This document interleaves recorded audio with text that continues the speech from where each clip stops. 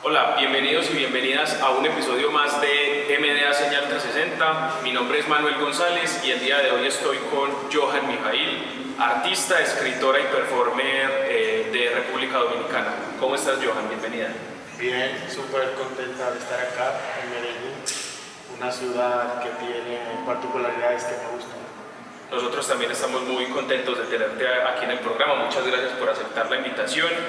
Y bueno, como para comenzar con la conversación, quería empezar precisamente por eso, por el comienzo. ¿Cómo comienza tu camino, no solo en el arte, sino en esta lucha por cuestionar lo heteronormativo y lo cisnormativo? Bueno, yo nací en República Dominicana, ahí me formé y estudié periodismo, hice una preparatoria en artes visuales.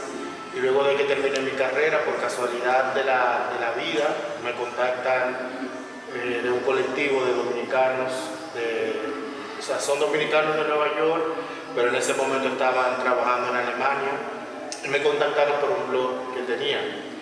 Y yo subía fotografías de manera como muy ingenua, y las relacionaba con los textos, y me invitaron a Berlín a un proyecto, y ahí conocí lo que era la performance. Entonces luego de esa experiencia comencé a hacer algunos trabajos pequeños en la isla y dentro de eso me invitan a Chile a un festival de performance y ya me quedé viviendo ahí por 10 años y ahí me formé políticamente en relación a pensar la escritura desde la contradicción de no estar en el Caribe, en ese territorio que se llama Chile. Bueno, y ahí comencé a construir un imaginario político, incidentes sexuales en relación a mi obra y a mi propia identidad. Ok, ¿y cómo empieza tu relación con la escritura, pero específicamente con la poesía? En mi proceso de formación de primaria y secundaria recibí como una especie de formación extra porque representaba los colegios donde estaba en lo que se llamaba en ese momento Olimpiadas de Lectura. Entonces representaba en esos concursos la institución y de ahí comenzó el amor primero por la lectura y luego por la escritura. De hecho, ya cuando terminé el bachillerato tenía muy claro que quería estudiar arte, literatura, pero claro, no iba a llegar a mi casa en un contexto empobrecido, barrializado, de decir voy a estudiar literatura, ¿qué es eso? Y por eso entré a la carrera de periodismo. Ok, y ya luego, ¿cómo comienza, pues, luego el periodismo, qué camino te lleva como a dedicarte más de lleno a la poesía? ¿Sabes que siempre pienso de que un poeta o una poeta regularmente, al menos como se imagina, siento yo, es alguien que escribe desde adentro hacia afuera, como sus emociones le expresa a través de las palabras? Y en mi formación de periodismo me pasaba lo contrario, el periodista escribe desde afuera hacia adentro. Entonces ese ejercicio, relacionado ya después más adelante con la performance, me permite desarrollar, digamos, una matriz de escritura que tiene que ver cómo el entorno y el contexto normativo afecta a mi existencia y mi identidad. ¿Y en qué momento te das cuenta que también, como parte de esta lucha contra lo heteronormativo, también debe haber una lucha contra, pues, desde lo racial? Claro, o sea, yo tenía 19 años, me voy al fin del mundo. En ese momento, 2011, en Chile, luego del terremoto en Haití, comienza a llegar de forma más masiva gente negra, gente afrodescendiente. No es que no existían comunidades afrochilenas, por ejemplo, o que no era que no habían como migrantes negros, sobre todo también colombianos y dominicanos también. Pero cuando llego a Chile se da un proceso de encuentro mucho más masivo de la gente afrodescendiente en ese contexto. Entonces ahí el racismo se hizo realidad. Era un constante enfrentarme, digamos, a esa realidad que no conocía en ciertos espacios la gente afrodescendiente. Entonces, obviamente viví situaciones de discriminación, desde, no sé, negro culiado, de tu país, etc. Entonces, esa presencia de mi cuerpo ahí me motivó a través de la experiencia a concentrarme en pensar el racismo como una cosa que siempre me estaba definiendo en ese contexto.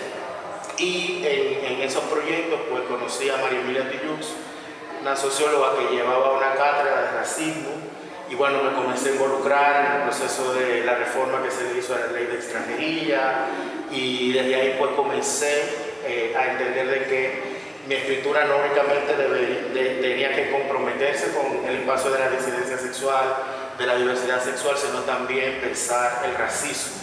Y no solamente desde un espacio de denuncia, sino en concentrarme en aquellas memorias que habían construido también mi espiritualidad, por ejemplo, o lo que significaba habitar un cuerpo negro en ese contexto, o qué significa hoy habitar un cuerpo afrodescendiente en el presente.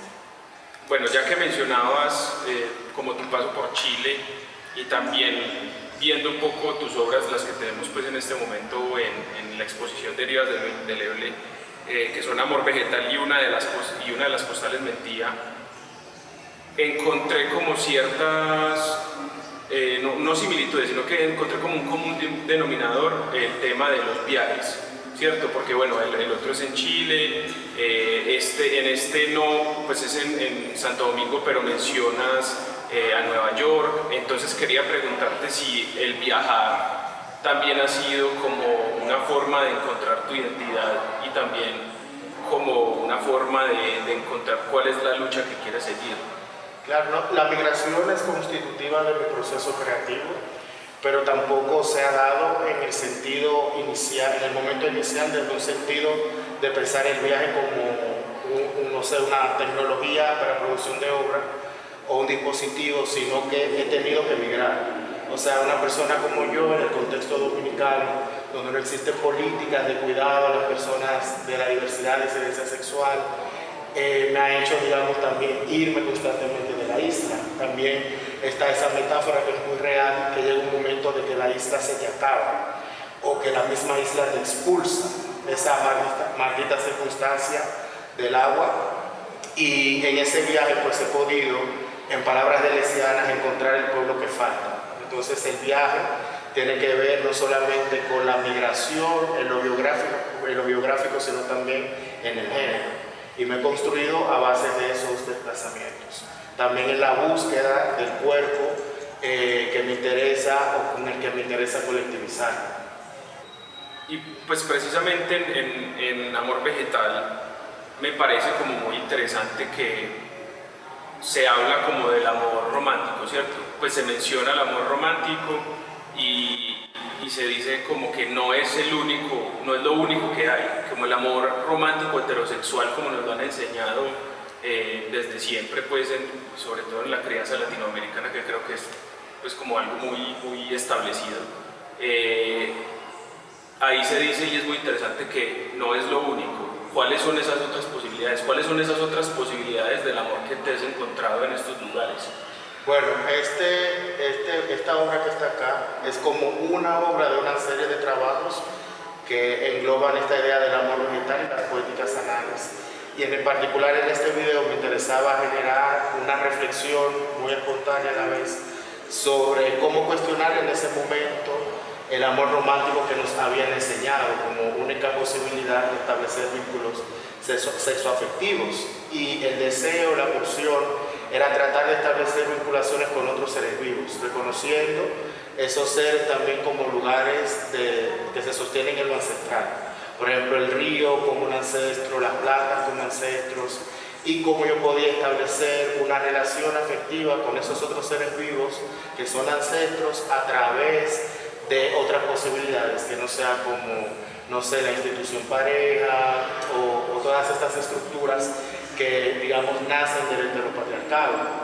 Y también en ese momento de creación de ese proyecto había una artista polaca, que es la que hace el registro, que estábamos en una residencia y ella había viajado a Latinoamérica porque estaba intentando entender qué entendíamos en estos territorios sobre el amor, sobre todo a través de la música. Entonces surgió ese diálogo y esa posibilidad de generar esta idea de búsqueda muy a la deriva en la ciudad de Valparaíso. Entonces desde ese vínculo que establecimos pudimos proponernos, digamos, como una experiencia a otra. Entrevistábamos a las personas, no sé, tomábamos y hablábamos sobre las penas de amor que nos acompañaban, porque el amor vegetal es un archivo que yo levanté en ese momento luego de una pérdida amorosa. Entonces, en vez de, no sé, sentirme mal o deprimirme, lo que hice fue un proceso de búsqueda de otras posibilidades que me ocuparan el tiempo, de lo afectivo y desaprender eso que me habían enseñado como posibilidad.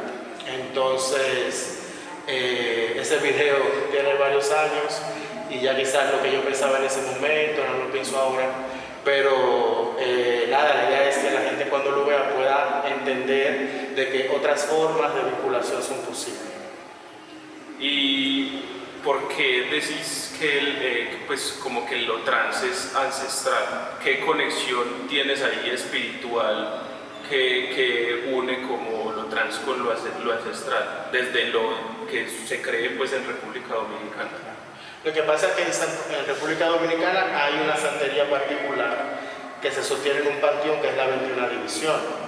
Entonces la 21 División tiene loaces, metroses y metresas, etc. Entonces las metresas son, digamos, representaciones de ese lugar no binario que ocupa, digamos, ese espacio de la espiritualidad. Y a la conclusión, a lo que yo he llegado como una especie de reclamo de esa posibilidad trans y travesti, es reconocer estas metresas de la santería, estas orichas, como cuerpos trans, diciendo que ninguna metresa es cisgénero, que ninguna metresa es heterosexual ni blanca. Entonces, hacer ese ejercicio de reconocimiento es entender que las travestis somos sagradas y que hemos sostenido un lugar que parte desde esa religiosidad. Es decir, que somos trinos, que no somos ni una cosa ni otra, sino otra cosa. Y esa otra cosa es para mí lo que yo entiendo como travesti.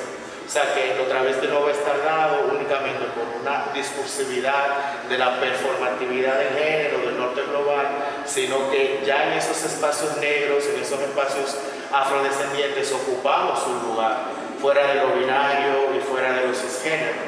Y está dado y puesto en evidencia en esas metresas.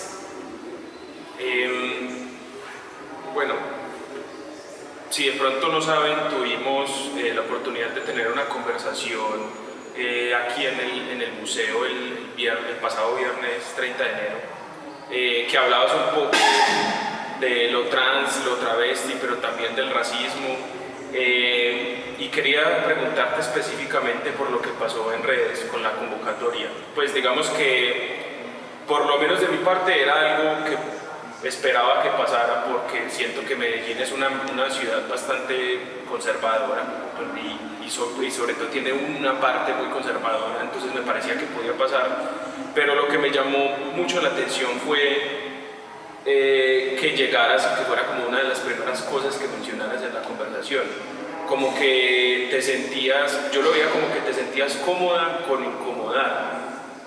Y mi pregunta va por ahí, ¿siempre ha sido así? ¿Hubo algún momento donde, pues cuando empezaste esta lucha en la que había más nervios al encontrar estos pensamientos como tan en contra de lo que crees, o siempre estuviste firme como en esas ideas y bueno, también como mencionar cómo lo viviste tú cuando viste lo que pasó en las redes? Bueno, primero decir qué pasó en las redes. Sí. Lo que pasó fue que tomaron el registro fotográfico de una performance que yo había hecho justo aquí hace unos años atrás en el museo, y ahí aparezco, digamos, visiblemente travesti. Ya en ese momento estaba producida, o sea, peluca, maquillaje, el outfit, todo eso, que eso no define la totalidad de ser travesti. Yo siento que el travestismo es algo que está dentro, y que ser travesti es pensar como travesti, sentir como travesti, articularse como travesti. No tiene que ver exclusivamente como con la estética de los postizos, sino que justamente es un lugar de ancestralidad. Y comenzó como a levantarse una especie de hate, bueno, no una especie, un hate, con respecto ni siquiera a mi persona, porque no me conocían, sino a esa entidad, por decirlo de alguna manera, travesti. Y me llamó poderosamente la atención, sobre todo por los momentos que estamos viviendo, de este proceso de fascismo y derechización en todos los aspectos, no solo en la política, sino también en los imaginarios. Y una de las personas que reciben más persecución y más violencia son las personas trans, travestis, o las personas de la disidencia sexual, cuerpos negros, cuerpos asiáticos, y cuerpos que están fuera, digamos, de esa idea de hombre blanco, cis, heterosexual. Y lo mencioné en un principio, no porque literalmente haya existido la intención de interrumpir, pero siento que esa imagen, esa circulación en internet genera ya un malestar, y de eso se trata, porque las cosas, para poderlas transformar, tienen que vivir ese remesón, aunque sea en los espacios micropolíticos a los cuales tenemos acceso. Y me llamaba mucho la atención porque hoy en día, por ejemplo, se piensa de que internet es un espacio democrático, que todo el mundo puede hablar y todo el mundo puede opinar, y en esta ola fascista, pues eso es lo que está pasando, que estas personas toman una voz y sienten la libertad de atacar cualquier cuerpo que sea diferente al que ellos entienden como normal, por decirlo de alguna manera. Entonces, hacer alusión a eso es también narrar la historia de mi vida. O sea, yo toda mi vida he sido una persona perseguida por esos espacios y por otros espacios, por lo que hablo, por lo que digo, por lo que soy. Hay un cantante dominicano que se llama Bolín 47, que hace poco sacó un tema muy bueno, se llama Moro, y él dice: tu papá y tu mamá no te quieren conmigo por lo que soy. Entonces, ser en un mundo normativo, ser en un mundo racista, una persona que transgrede por su naturaleza eso, pues va a causar molestia, y ese malestar es también lo que sostiene, digamos, esto que tú estás nombrando como lucha. Pero dice Loana Berkis que, por ejemplo, si ella tiene un espacio y alguien se siente incómodo por su presencia travesti, que esa persona se mueva. Yo no me voy a mover porque el otro quiera. Entonces, básicamente, siento de que ahí era el primer paso de lo que yo quería como artista generar en torno a ese conversatorio. Muy bien, estoy participando de esta obra colectiva que me parece muy buena, la curatoría y todo eso, pero no soy un artista que le interesa hacer obra para llenar los muros blancos. A mí me interesa justamente armar este tipo de espacios de conversatorio, donde otras personas negras también del territorio donde estoy puedan hablar, puedan generar un diálogo y ver y tantear y poner en evidencia eso. O sea, lo que queda ahí en evidencia es que toda esa gente que escribía cosas es la gente que habita esta ciudad. Entonces es como poner en evidencia, develar ese racismo, esa travesti transfobia que existe en el contexto. Bueno, Johan, entonces quería preguntarte, pero ya que conversamos un poco de eso también de la literatura, quería preguntarte sobre cómo utilizas tú la poesía y la escritura como parte de tu lucha. La poesía no está únicamente en las palabras, en los textos. La poesía es habitar el mundo, siendo travesti, siendo una persona afrodescendiente, las conexiones que se pueden tener desde esos lugares y cómo afecta en otras personas. Yo pienso el travestismo como un ejercicio de expansión. Cuando digo soy travesti, no es obsesionada como reafirmando una identidad inamovible, sino para tomar posicionamiento. Entonces yo soy travesti para motivar a las otras a que también lo sean. Entonces, en esa salida de closet, por decirlo de alguna manera, pues existe la posibilidad de acercarnos a la poesía, porque en mi experiencia he cambiado, transformado mi vida a través de ella, y desviar lo que estaba destinado para una persona como yo, o sea, venir de un barrio marginalizado, venir de espacios, no sé, como familia disfuncional, y todas esas vulnerabilidades las he podido como reconocer y transformar a través del acercamiento de la poesía. La poesía para mí no es solamente la metáfora y lo bello de la literatura, sino que es un trabajo. Entonces, a través de ese trabajo yo he podido acceder a cosas que de otra manera quizás no hubiese podido. Entonces, por ejemplo, yo tengo en Santo Domingo una editorial, bueno, como itinerante también, porque todo lo hacemos en el viaje, que se llama Cátedra Ediciones, y es una editorial donde la idea es publicar a otras personas para que también construyan esas experiencias, otras que no estaban destinadas para ellas. Entonces, en ese ejercicio de reivindicación y de reconocimiento de eso poético, hay una transformación en todos los sentidos. Quizás la literatura ha estado encapsulada en corporalidades hegemónicas, esa cosa universalizante, occidentalizante, colonial, como como espacio de la burguesía y de la blanquitud, pero también nosotros lo utilizamos para dejar un registro de nuestras experiencias en este mundo, que muchas veces se construye en memorias emblanquecidas y que nuestras memorias se olvidan, está perdida. La memoria de la disidencia sexual latinoamericana, de los cuerpos trans, travestis, maricas, negras, los cuerpos no hegemónicos parece que se olvidan. Y en ese ejercicio de reconstrucción de la memoria, pues es la poesía el puente de conexión con otras posibilidades. Y también tienes trabajos que se expresan de esa otra manera como más investigativa. Sí. Yo recién publiqué el año pasado, también por Latina Ediciones, un libro que se llama Ánima Sola. La ánima sola es el chu. El chu en la santería cubana es el eguá. Y es muy interesante con esa matriz, ese misterio, esa oricha, porque es la ánima sola, pero también es el ánima sola. Y la ánima sola, el ánima sola, en los dos géneros, masculino y femenino, es el varón del cementerio. En República Dominicana, que es San Elías, y en Haití, en el vudú haitiano, es el varón somelí. Entonces, dentro de esa investigación, es una búsqueda de otras ánimas solas en los territorios. Entonces, yo tengo un concepto que desarrollé en un capítulo de ese libro que se llama Epistemología Travesti de sentir estado. No es un trabajo etnográfico como tal, ni antropológico, sino literalmente viajar desde Santo Domingo, donde inicia el proceso colonial, hacia el Pacífico colombiano, por ejemplo. Entonces, ¿qué pasa cuando yo comienzo a viajar a Colombia en 2021 y la gente me comienza a decir, tienes que ir al Caribe, tienes que ir al Pacífico? Entonces, en ese ejercicio de sentir estando e encontrarme con otras corporalidades negras, travestis, ha sido el gesto de esa investigación, donde sí sale una escritura, pero que es una escritura que está en el gesto performativo del hacer y del sentir, qué pasa con esas convivencias, cómo organizamos talleres, cómo presentamos libros, cómo imprimimos libros, cómo nos juntamos en un parque a hablar, cómo nos juntamos a tomar biche y las conversaciones que salen de ahí. Hacer un tiempo, un tiempo que se le roba a la heteronormatividad, a la blanquitud y al capitalismo. Entonces, sí sale ese libro, por ejemplo, y ese capítulo, pero cuando me refiero a investigación, es una acción performativa de celebración de nuestra presencia en los lugares. Lugares que son memorias de negritud, que son espacios sagrados también.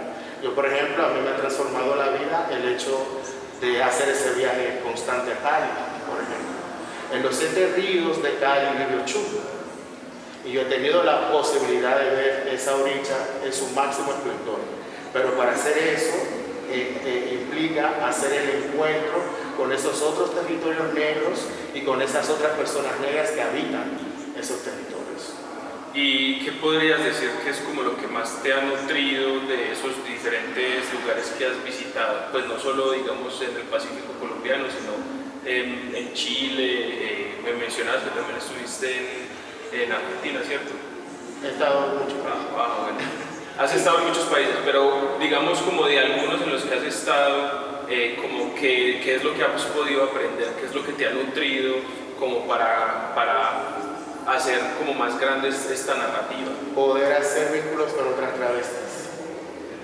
Yo creo que eso ha sido como lo más tremendo y lo más develador. Y esto lo digo de forma muy seria, preguntando también cuáles son las personas trans o travestis que tenemos en nuestras vidas, cuántas veces hemos tratado con amor a una persona negra o afrodescendiente. Alguna vez le hemos escrito a una persona negra que conocemos y le preguntamos, ¿tienes trabajo? ¿Tienes que comer? Preguntarle a una persona trans, a una travesti, a una marica, ¿te gustaría venir a esta fiesta? Porque en esa vinculación ocurren cosas que tienen que ver justamente con acciones que transforman nuestras realidades y sacarnos de la mente esa idea de soledad que muchas veces sostiene, digamos, la vida que habitamos, por las mismas frustraciones que se generan, la misma marginalización de nuestras vidas por lo que somos. En este video pues, que tenemos acá de una de las postales mentía,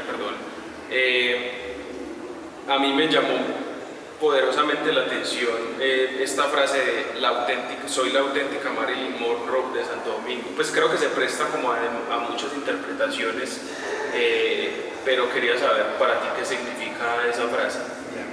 Mira, tiene un contexto como muy específico y muy local.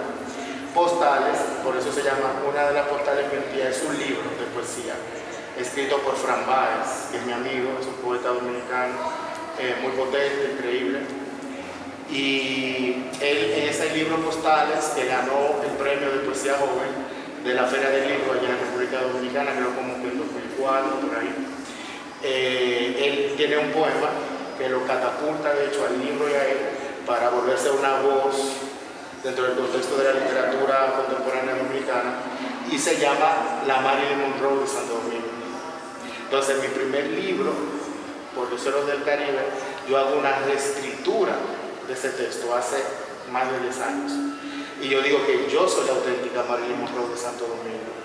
No solamente porque soy muy bonita, sino porque él es un hombre cis, heterosexual, que utiliza un imaginario travesti para escribir su proyecto literario. Entonces me parecía que había un gesto ahí de apropiación corposexual que va a sostener en muchos sentidos la historia de la literatura dominicana.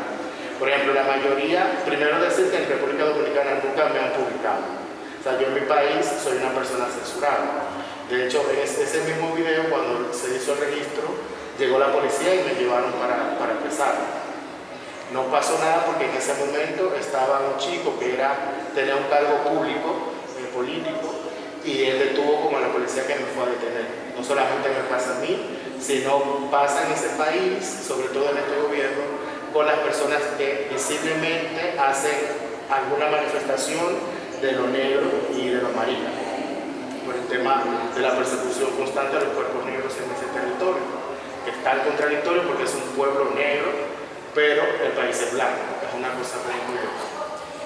Y yo hago esa reinterpretación de ese texto, y cuando regreso a República Dominicana participo en una bienal junto con una marica amiga, y hago, digamos, el recital de la auténtica Marilyn Monroe de Santo Domingo mientras hago esta acción que va a estar registrada en este video.